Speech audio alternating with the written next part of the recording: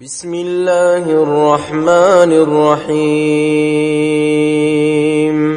الحمد لله الذي أنزل على عبده الكتاب ولم يجعل له عوجا قيما لينذر بأسا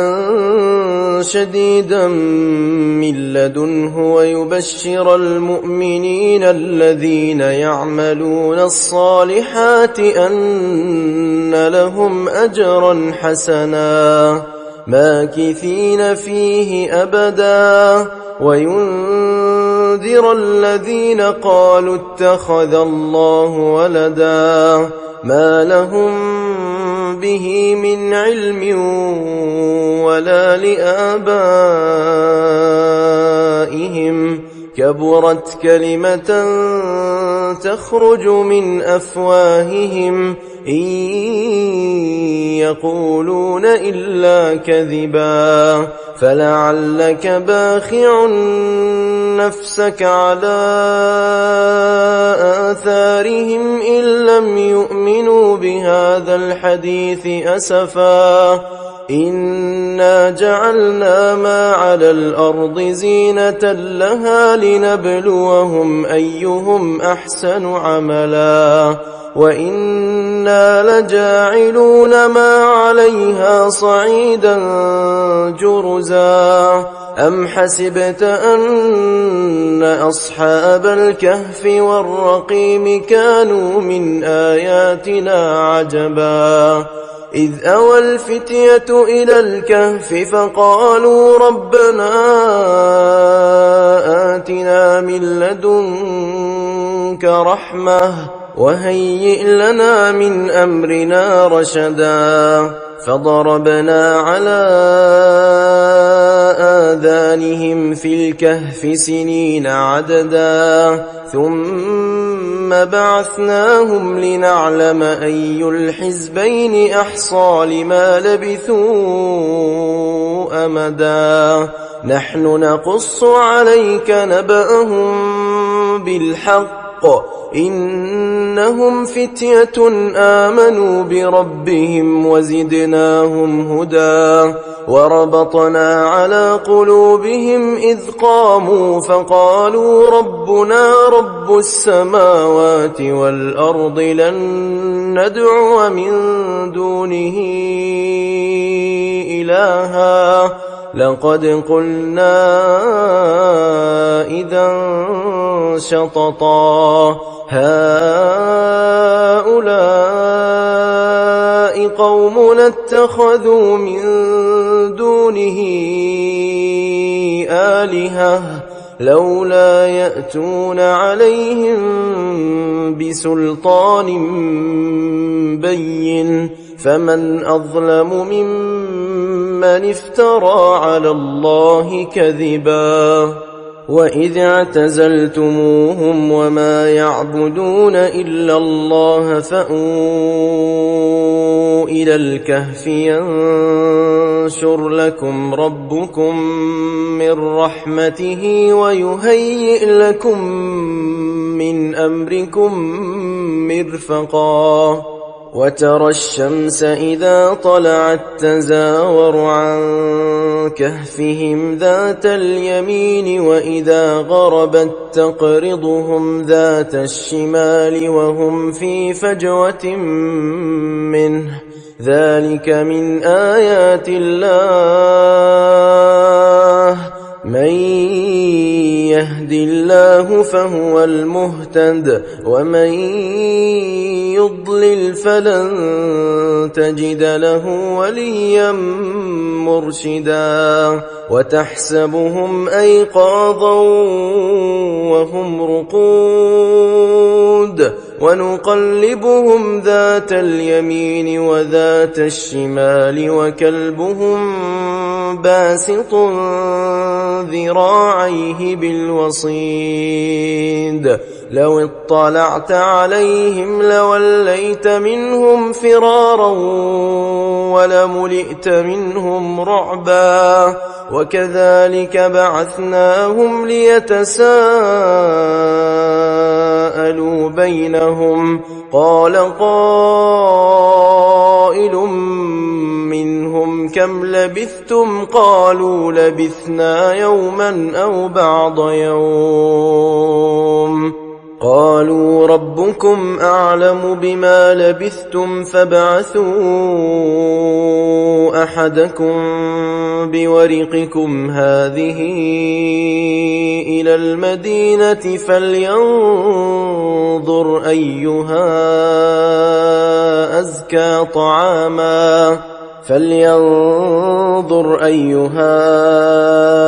أزكى طعاما فليأتكم برزق منه وليتلطف ولا يشعرن بكم أحدا إنهم إن يظهروا عليكم يرجموكم أو يعيدوكم في ملتهم ولن تفلحوا إذن أبدا وكذلك أعثرنا عليهم ليعلموا أن وعد الله حق وأن الساعة لا ريب فيها إذ يتنازعون بينهم أمرهم فقالوا ابنوا عليهم بنيانا ربهم أعلم بهم قال الذين غلبوا على أمرهم لنتخذن عليهم مسجدا سيقولون ثلاثة رابعهم كلبهم ويقولون خمسة سادسهم كلبهم رجما بالغيب ويقولون سبعة وثامنهم كلبهم قل ربي أعلم بعدتهم ما يعلمهم إلا قليل فلا تمار فيهم إلا مراء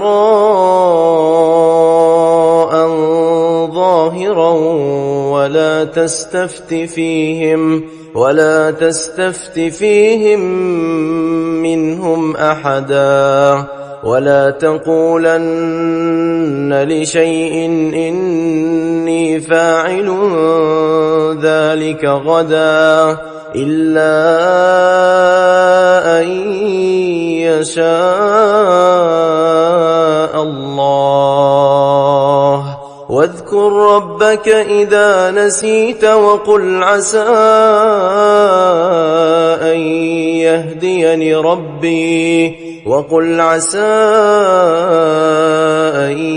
يهديني ربي لأقرب من هذا رشدا ولبثوا في كهفهم 300 سنين وازدادوا 9 قل الله أعلم بما لبثوا له غيب السماوات والأرض أبصر به وأسمع ما لهم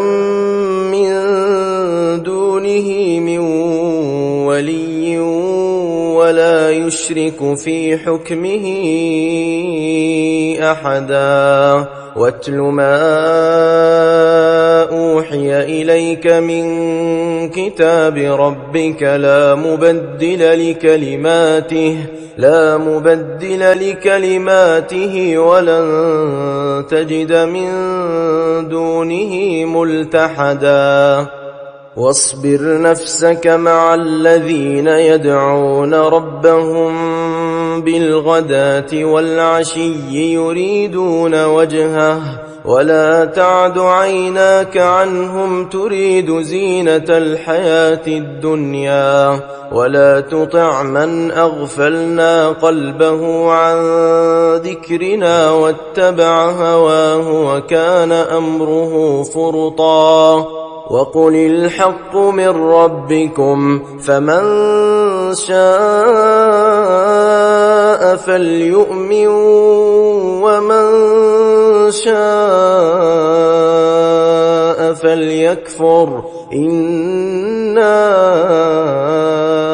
أعتدنا للظالمين نارا أحاط بهم سرادقها وإن يستغيثوا يغاثوا بماء كالمهل يشوي الوجوه بئس الشراب وساءت مرتفقا إن الذين آمنوا وعملوا الصالحات إنا لا نضيع أجر من أحسن عملا أولئك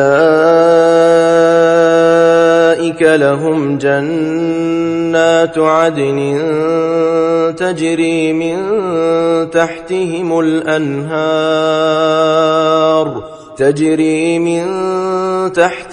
الأنهار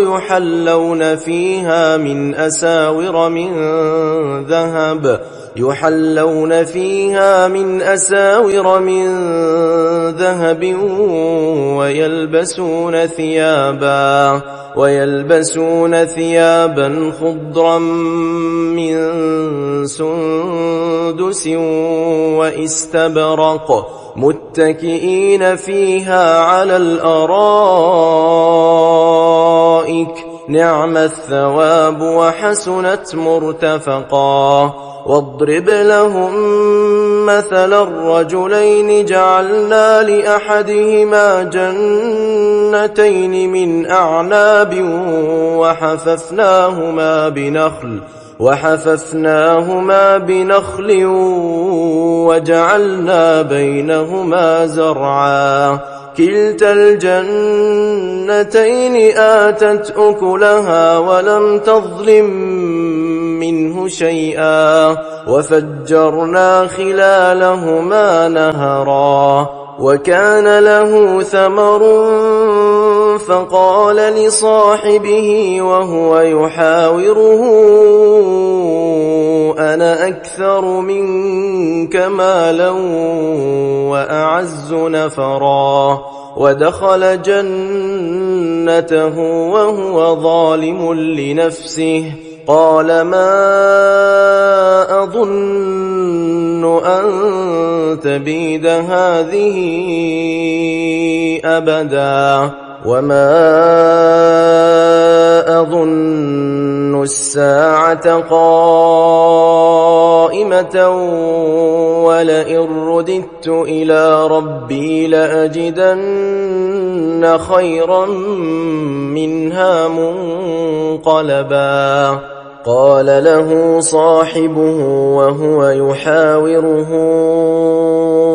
أكفرت بالذي خلقك من تراب ثم من نطفة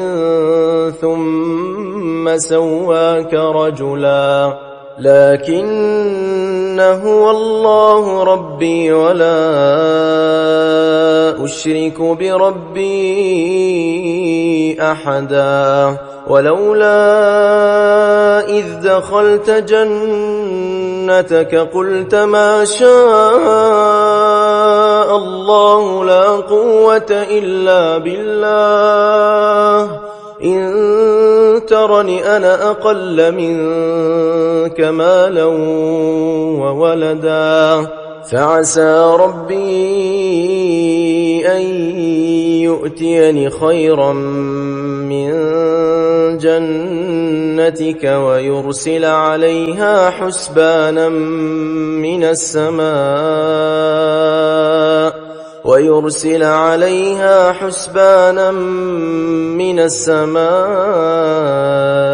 فتصبح صعيدا زلقا أو يصبح ماؤها غورا فلن تستطيع له طلبا وأحيط بثمره فأصبح يقلب كفيه على ما فانفق فيها وهي خاوية على عروشها ويقول يا ليتني لم أشرك بربي أحدا ولم تكن له فئة ينصرونه من دون الله وما كان منتصرا هنالك الولاية لله الحق هو خير ثوابا وخير عقبا واضرب لهم مثل الحياة الدنيا كماء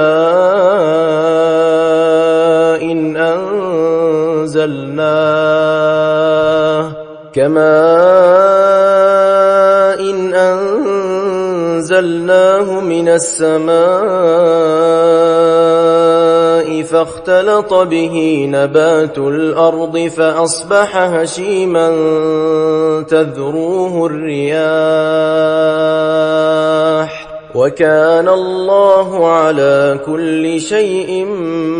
مقتدرا المال والبنون زينة الحياة الدنيا والباقيات الصالحات خير عند ربك ثوابا وخير أملا ويوم نسير الجبال وترى الأرض بارزة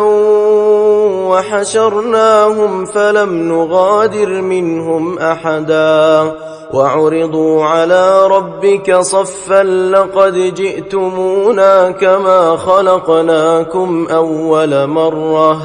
بل زعمتم أن لن نجعل لكم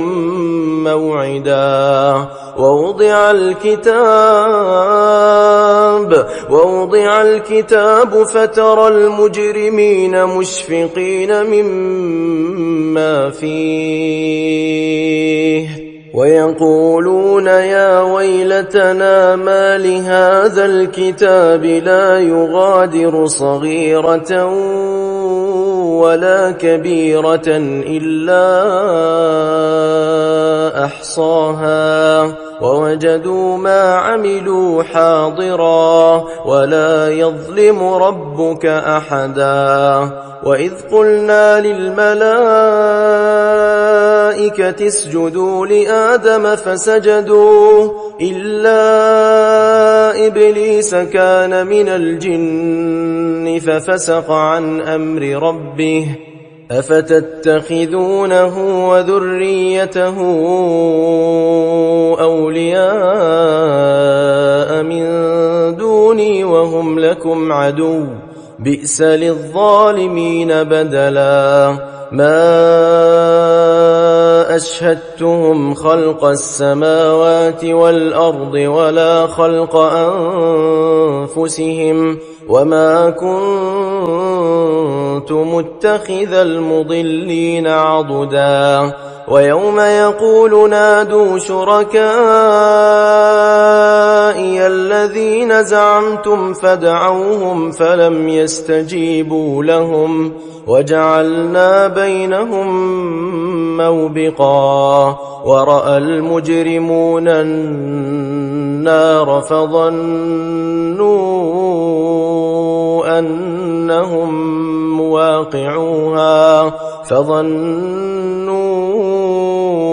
أنهم مواقعوها ولم يجدوا عنها مصرفا ولقد صرفنا في هذا القرآن للناس من كل مثل وكان الإنسان أكثر شيء جدلا وما منع الناس أن يؤمنوا إذ جاءهم الهدى ويستغفروا ربهم إلا أن تأتيهم سنة الأولين أو يأتيهم العذاب قبلا وما نرسل المرسلين إلا مبشرين ومنذرين ويجادل الذين كفروا بالباطل ليدحضوا به الحق واتخذوا آياتي وما أنذروا هزوا ومن أظلم ممن ذكر بآيات ربه فأعرض عنها ونسي ما قدمت يداه إنا جعلنا على قلوبهم أكنة أن يفقهوه وفي آذانهم وقرا وإن تدعهم إلى الهدى فلن يهتدوا إذن أبدا وربك الغفور ذو الرحمة لو يؤاخذهم بما كسبوا لعجل لهم العذاب بل لهم موعد لن يجدوا من دونه موئلا وتلك القرى أهلكناهم لما ظلموا وجعلنا لمهلكهم موعدا وإذ قال موسى لفتاه لا أبرح حتى أبلغ مجمع البحرين أو أمضي حقبا فلما بلغا مجمع بينهما نسيا حوتهما فاتخذ سبيله في البحر سربا فلما جاوزا قال لفتاه آتنا غداءنا لقد لقينا من سفرنا هذا نصبا قال أرأيت إذ أوينا إلى الصخرة فإني نسيت الحوت وما أنسانيه إلا الشيطان أن أذكره واتخذ سبيله في البحر عجبا قال ذلك ما كنا نبغ فارتدا على آثارهما قصصا فوجدا عبدا من عبادنا آتيناه رحمة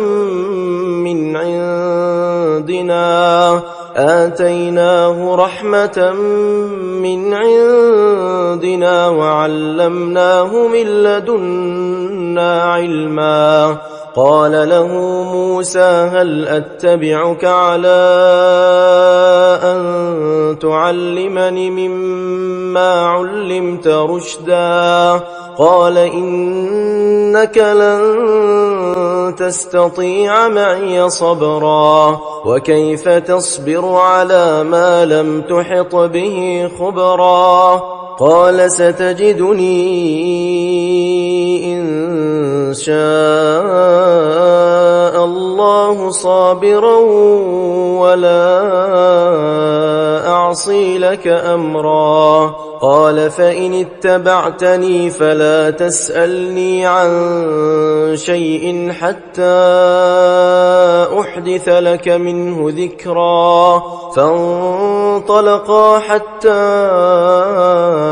إذا ركبا في السفينة خرقها قال أخرقتها لتغرق أهلها لقد جئت شيئا إمرا قال ألم أقل إنك لن تستطيع معي صبرا قال لا تؤاخذني بما نسيت ولا ترهقني من أمري عسرا فانطلقا حتى إذا لقيا غلاما فقتله قال أقتلت نفسا زكية بغير نفس لقد جئت شيئا نكرا قال ألم أقل لك إنك لن تستطيع معي صبرا قال إن سألتك عن شيء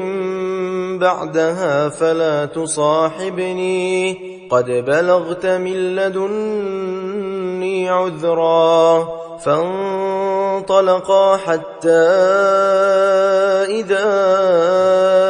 أتيا أهل قرية استطعما أهلها فأبوا أن يضيفوهما فوجدا فيها جدارا يريد أن ينقض فأقامه قال لو شئت لاتخذت عليه أجرا قال هذا فراق بيني وبينك سأنبئك بتأويل ما لم تستطع عليه صبرا أما السفينة فكانت لمساكين يعملون في البحر فأردت أن أعيبها وكان وراءهم ملك يأخذ كل سفينة غصبا وأما الغلام فكان أبواه مؤمنين فخشينا أن يرهقهما طغيانا وكفرا فأردنا أن يبدلهما ربهما خيرا منه زكاة وأقرب رحما وأما الجدار فكان لغلامين يتيمين في المدينة وكان تحته كنز لهما وكان أبوهما صالحا فأراد ربك أن يبلغا أشدهما ويستخرجا كنزهما رحمة من ربك وما فعلته عن أمري ذلك تأويل ما لم تسطع عليه صبرا ويسألونك عن ذي القرنين قل سأتلو عليكم منه ذكرا إنا مكنا له في الأرض وآتيناه من كل شيء سببا فأتبع سببا حتى إذا بلغ مغرب الشمس وجدها تغرب في عين حمئة ووجد عندها قوما قلنا يا ذا القرنين إما أن تعذب وإما أن تتخذ فيهم حسنا قال أما من ظلم فسوف نعذبه ثم يرد إلى ربه فيعذبه عذابا نكرا وأما من آمن وعمل صالحا فله جزاء الحسنى وسنقول له من أمرنا يسرا ثم أتبع سببا حتى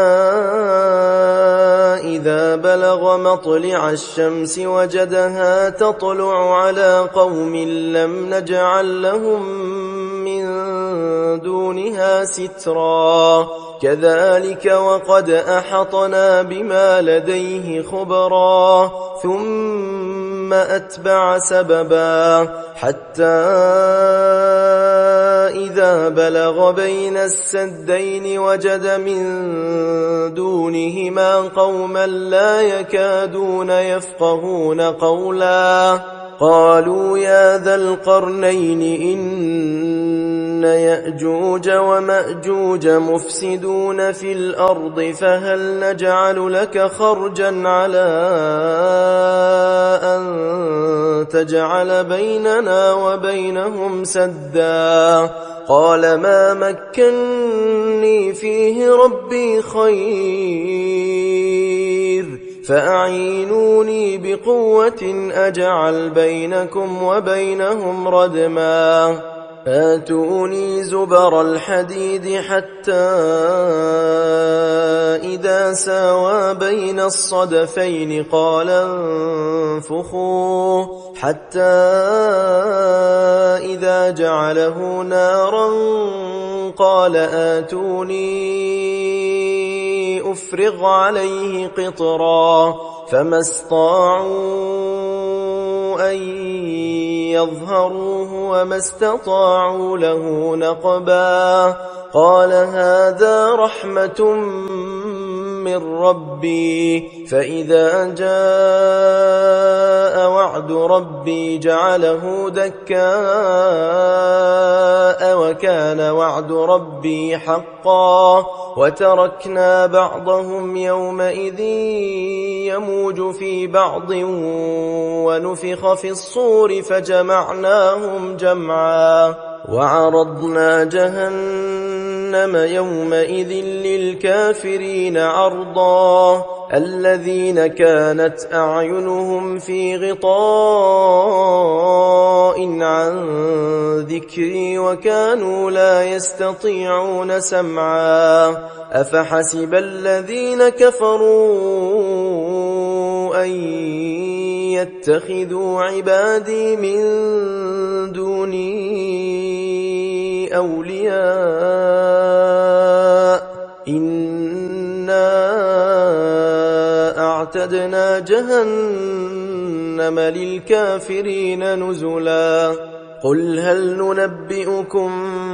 بالأخسرين أعمالا الذين ضل سعيهم في الحياة الدنيا وهم يحسبون أنهم يحسنون صنعا أولئك الذين كفروا بآيات ربهم ولقائه فحبطت أعمالهم فلا نقيم لهم يوم القيامة وزنا ذلك جزاؤهم جهنم بما كفروا واتخذوا آياتي ورسلي هزوا إن الذين آمنوا وعملوا الصالحات كانت لهم جنات الفردوس نزلا خالدين فيها لا يبغون عنها حولا قل لو كان البحر مدادا لكلمات ربي لنفد البحر قبل أن تنفد كلمات ربي ولو جئنا بمثله مددا قل إنما أنا بشر مثلكم يوحى إلي أنما إلهكم إله واحد فمن كان يرجو لقاء ربه فليعمل عملا صالحا ولا يشرك بعبادة ربه أحدا.